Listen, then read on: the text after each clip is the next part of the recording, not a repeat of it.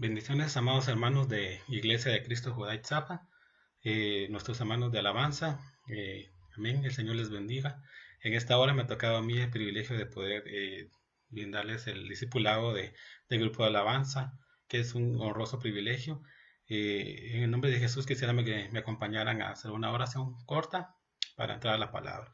Padre, en el nombre de Jesús, en esta hora te damos gracias, Señor, por el privilegio que nos das de poder disfrutar, Señor, de poder conversar tu palabra. Señor, en esta hora te pedimos que traigas a nuestro corazón, Señor, lo que necesitamos para poder retener tu palabra, Señor. Trae revelación, un espíritu de enseñanza, Padre, en el nombre de Jesús, y que la palabra que tú has enviado en esta hora, Señor, cumpla su cometido, Padre, en el nombre de Jesús. Amén. Gloria a Dios. En esta hora, hermanos, yo quisiera hablar un poco acerca de la restauración del tabernáculo de David, que es el tema que el Señor puso en mi corazón. Y para mí, pues, todos estos temas, bueno, toda la Biblia es apasionante, ¿verdad? Toda la Biblia es hermosa. Cualquier parte de la Biblia que nosotros toquemos es hermosa, ¿verdad, hermanos? En el libro de Amós 9:11 dice: en aquel día yo levantaré el tabernáculo de David, que estaba caído, y cerraré sus portillos, y levantaré sus ruinas, y lo edificaré como en el tiempo pasado. Cuando hablamos del tabernáculo de David, sabemos de que esto abarca muchas cosas, abarca un montón de temas, y hoy trataré con la ayuda del Señor de tocar uno de ellos, ¿verdad? Que es acerca de la presencia del Señor. Y antes de entrar al tabernáculo de David, quisiera que viéramos un poquito acerca del tabernáculo de Moisés. El tabernáculo de Moisés dice la Biblia que tenía tres compartimientos, que era el atrio, lugar santo y el lugar santísimo. Y cada uno de esos lugares era una jornada para poder llegar a la Shekinah, a la presencia de Dios, ¿verdad? No se podía acceder a ella fácilmente y solo el sumo sacerdote podía hacerlo una vez al año. Eh, Luego dice que era muy elegante, ¿verdad? Tenía un mobiliario precioso. Cuando nosotros comenzamos a leer qué era lo que había ahí, desde lo que estaba por fuera y todo lo que había adentro, era algo hermoso, ¿verdad? Estaban las tablas recubiertas de oro, los muebles recubiertos de oro, de bronce. Todo era una cosa bastante hermosa, ¿verdad? Porque ahí habitaba la presencia del Señor y así tenía que ser. Y cada parte de él tiene un significado para este tiempo, para nuestra vida. En el tabernáculo se encuentra representado prácticamente todo.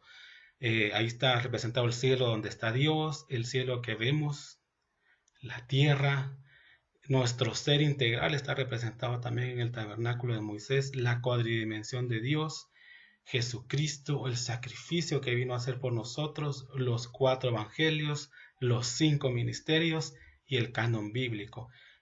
Como podemos darnos cuenta, en el tabernáculo, como les decía, está representado prácticamente todo hasta la venida del Señor, ¿verdad? Podemos encontrar un montón de bendiciones para nuestra vida y el hecho de que esté en el Antiguo Testamento no significa que no podamos sacar bendiciones, ¿verdad? Porque recordémonos que este tabernáculo es algo que a Moisés le mostraron y cuando se lo llevaron al monte Sinaí le dijeron: cuídate de hacerlo conforme al modelo que te fue mostrado.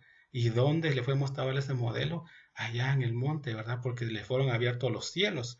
Porque cuando vemos el libro de Apocalipsis nos podemos dar cuenta que allá en el cielo también hay un arca. Amén. Entonces aquí yo les puse unas pequeñas imágenes para que nos tomemos una idea si hay alguien que más o menos no sabe cómo era el tabernáculo. El atrio era un lugar abierto donde alumbraba el sol. Ahí se encontraba el altar de bronce y el lavacro. Luego tenemos el lugar santo, que viéndolo de la entrada, ¿verdad? Del lado izquierdo estaba el candelabro, al lado derecho estaba la mesa de los panes y en medio, antes de entrar al lugar santísimo, se encontraba el altar del incienso.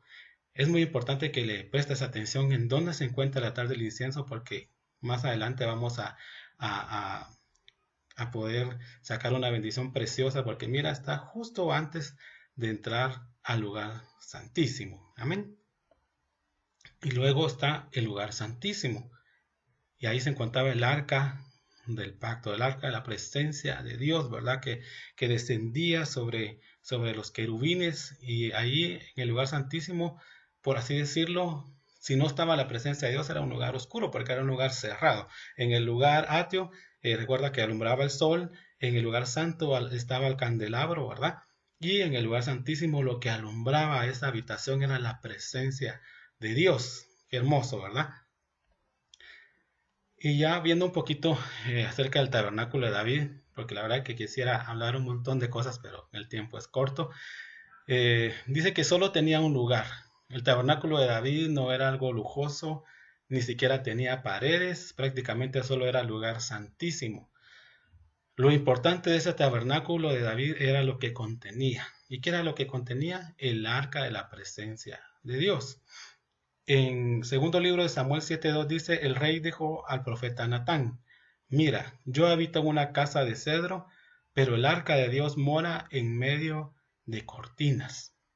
O sea que el arca de la presencia de Dios, después de haber estado en aquel tabernáculo de Moisés tan hermoso, tan elegante, ¿verdad? Había pasado a estar en un lugar donde solamente tenía cortinas. Y yo por acá encontré una imagen donde más o menos podemos tomarnos una idea de cómo era. Algo sencillo. Imagínate la presencia de Dios en algo en algo tan sencillo, tan simple, ¿verdad? Que solo eran unas cortinas, ¿verdad? Pero fíjate que esto nos habla de la kenosis de Cristo, ¿verdad? Que cómo Él se humilló, cómo Él se hizo sencillo para venir a esta tierra, se despojó de todo, ¿verdad? Se despojó de su grandeza, de su divinidad y vino a estar en medio de nosotros. Entonces ahí podemos encontrar esa bendición de que ya Dios estaba anunciando lo que iba a venir a ser nuestro Señor Jesucristo. Y yo me gozo por eso, porque mira cómo algo tan hermoso, algo, si pudiéramos decir, imagínate el arca del pacto, eh, si le quisiéramos sacar el valor, ¿verdad? Era un cofre forrado de oro. eh, ¿Cuánto podría valer en este tiempo? Y algo más valioso que el oro era lo que estaba ahí, la presencia de Dios. Y a mí me impacta eso porque entonces quiere decir que el Señor, ¿verdad? En su misericordia vino y se hizo sencillo para nosotros. Amén. Quisiera que diéramos un breve resumen previo al tabernáculo de David. Dice que el arca de la presencia estaba en Silo, que era un lugar en la región de Efraín, y que fue llevada al campo de batalla como amuleto para ganar la guerra. Ahora, en ese momento los filisteos estaban atacando al pueblo de Israel y ellos dijeron, bueno, para ganar la batalla, traigamos el arca de la presencia de Dios. Y seguido esto, dice que el arca es robada y mira en Ebenezer, y el pueblo de Israel fue derrotado. ¿Por qué, hermano? Porque la presencia de Dios no es religión, no es algo que podamos llevar como un amuleto, como algo que digamos, me llevo, tal vez digamos un ejemplo, me llevo la Biblia, ¿verdad? Y esto no, así como mucha gente va que abre el Salmo 91 y dice, no me va a pasar nada, ¿verdad? Porque abrí la Biblia. No, lo importante es, hermano, que llevemos la presencia del Señor en nuestro corazón. Y esto fue lo que pasó con el pueblo de Israel. Ellos llevaron el arca física, pero en su corazón no tenían la presencia de Dios, por eso fueron derrotados, porque no estaban siendo también obedientes al Señor. Luego el arca es devuelta es devuelta por los filisteos y es dejada 20 años en casa de Abinadab, que significa padre generoso, noble y bondadoso. No voy a ahondar ahorita en el significado de este nombre, pero ahí te lo dejo para que tú puedas sacarle algún rema. Luego David intenta llevar el arca a su casa en Jerusalén sobre una carreta alada por bueyes. En ese momento muere Usa porque el arca del pacto los bueyes la iban a voltear y él metió su mano y el Señor se enojó y lo hirió. Y el arca es dejada en casa de Obed-Edom. El nombre Obed significa sirviendo, siervo y adorador. Mira qué bendición, ¿verdad? Dios nunca se equivoca. Y yo creo que David sabía quién era este hombre, por eso dijo que dejaran el arca del pacto ahí en la casa de Obed-Edom, ¿verdad? Amén. Y dice la Biblia que durante esos 20 años, imagínate, 20 años pasó el arca en la casa de Abinadab. Dice que esos 20 años el pueblo de Israel añoraba al Señor. Y luego miran en la casa de Obed pasó 3 meses en el arca de la presencia y la Biblia dice que el Señor comenzó a bendecir a este hombre, ¿verdad? pero porque él era un siervo y él era un adorador. Ponle atención a esas cosas. Luego en el segundo libro de Samuel, en esta versión, me gustó mucho porque encontré exactamente lo que yo quería que viéramos en este día. Dice, David sintió temor ante Jehová aquel día y dijo, ¿cómo va a venir a mi casa el arca de Jehová? Porque cuando veo que mataron a Usa, David, yo me imagino que se impactó y cómo este hombre, ¿verdad? Obed sí aceptó que metieran el arca a su casa. Este hombre sí ha de haber estado caminando rectamente delante del Señor, porque imagínate, después de este evento, yo creería, por lo menos a mí sí me temblarían las piernas. Pero ¿por qué tenía temor David de llevar el arca a su casa? Una, que él no era sacerdote. Dos, no era de la tribu de Leví, él pertenecía a la tribu de Judá. Su condición de hombre pecador. Sabía que transportar la presencia de Dios implicaba responsabilidad, porque en ese momento David aprendió que el arca de la presencia del Señor no era para ser llevada en una carreta alada por bueyes, sino que era para ser llevada en nuestro corazón, sobre nuestros hombros, con responsabilidad, porque es algo santo. Y por último, al rey no le correspondía ese oficio de sacerdote. Y aquí te puse un texto acerca del rey Usías que intentó entrar al templo a ofrecer incienso.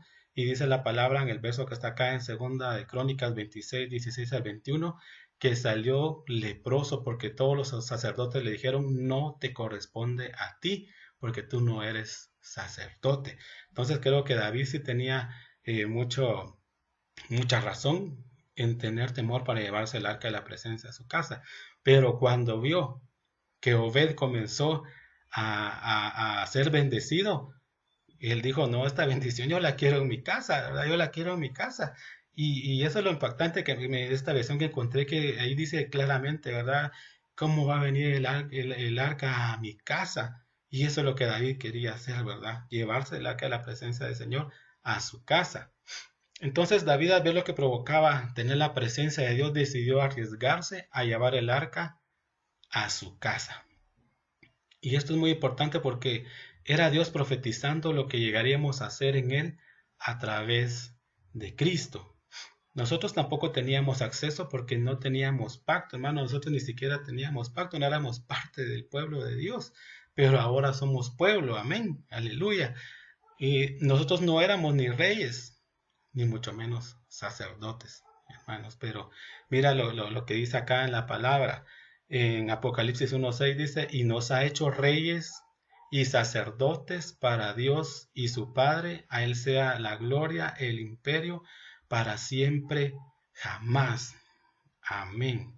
¿Sí? Mira, entonces, ahora nos damos cuenta de por qué el Señor nos llama ahora con ese título de reyes y sacerdotes.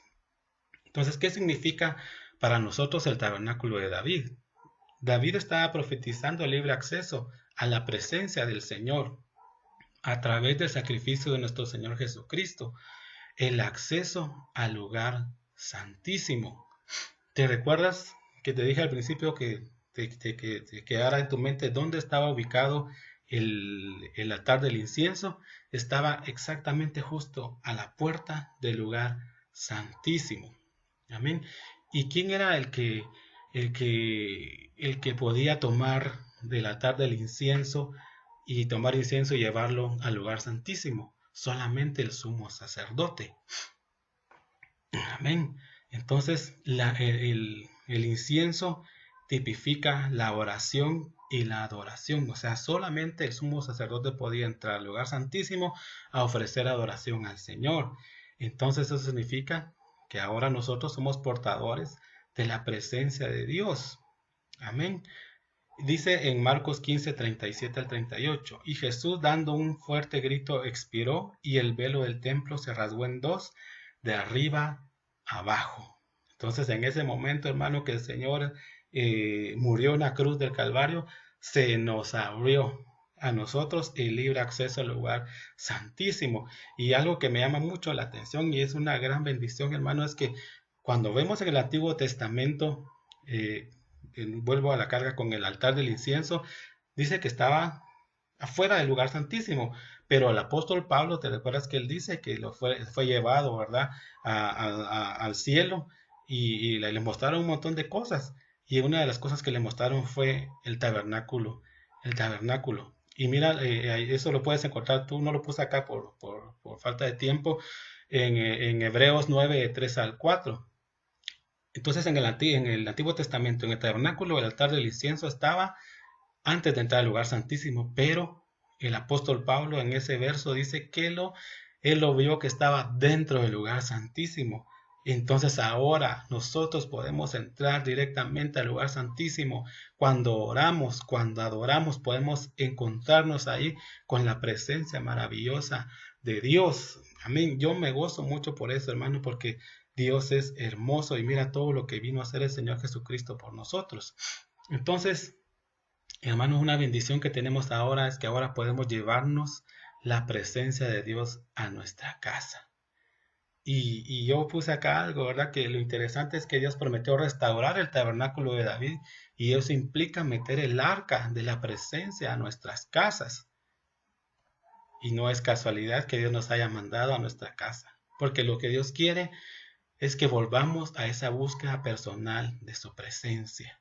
Es hermoso cuando estamos todos en la iglesia y nos gozamos, alabamos, danzamos, lloramos, nos tiramos y hacemos un montón de cosas gloriosas. Pero hermano, realmente yo creo que lo que realmente cuenta es nuestra búsqueda personal con el Señor, porque cuando estamos en la intimidad de nuestra casa, nosotros decidimos cuánto tiempo queremos estar en la presencia de Dios, nosotros decidimos si queremos tirarnos en el suelo, si queremos hacerlo de rodillas, parados, si lo queremos hacer durante el día, en la noche, en la madrugada. No hay un tiempo específico para buscar al Señor y nos podemos expresar con tanta libertad en nuestro hogar. Y eso es lo que David buscaba. Eso es lo que David hacía, porque mira, dice en el Salmo 27:4, una cosa he pedido al Señor y esa buscaré, que habite yo en la casa del Señor todos los días de mi vida, para contemplar la hermosura del Señor y para meditar en su templo. Yo me imagino que David tenía su casa, ¿verdad? Como él mismo decía, hecha de cedro, pero afuera estaba su tabernáculo y él en cualquier momento, en las madrugadas, él salía o en las vigilias de la noche y se metía ahí a adorar al Señor, a buscar al Señor. Imagínate qué hermoso, ¿verdad? Encontrarse ahí con la presencia del Señor. Y por eso vemos que David fue un rey que se enamoró del Señor. Cuando vemos los salmos que él escribió, cuando vemos tantas cosas, porque ahí en la presencia de Dios, a él le fue revelado muchas cosas. David profetizó acerca también del sacrificio de Cristo, ¿verdad? Y él miraba cuando el Señor Jesús se gozaba también, cuando él era alabado, dice, ¿verdad? Que lo miraba danzar, que lo miraba hacer varias cosas. Y era tremendo porque en la presencia de Dios, hermanos, se nos abre una dimensión y podemos realmente conocer quién es nuestro Padre, quién es nuestro Señor Jesucristo. Mira en la Septuaginta, en el Salmo 26, 7 al 8, dice, una sola cosa he pedido al Señor, esta buscaré, el habitar en casa del Señor todos los días de mi vida, el contemplar el deleite del Señor y visitar su templo. O sea, él todos los días buscaba entrar a la presencia del Señor.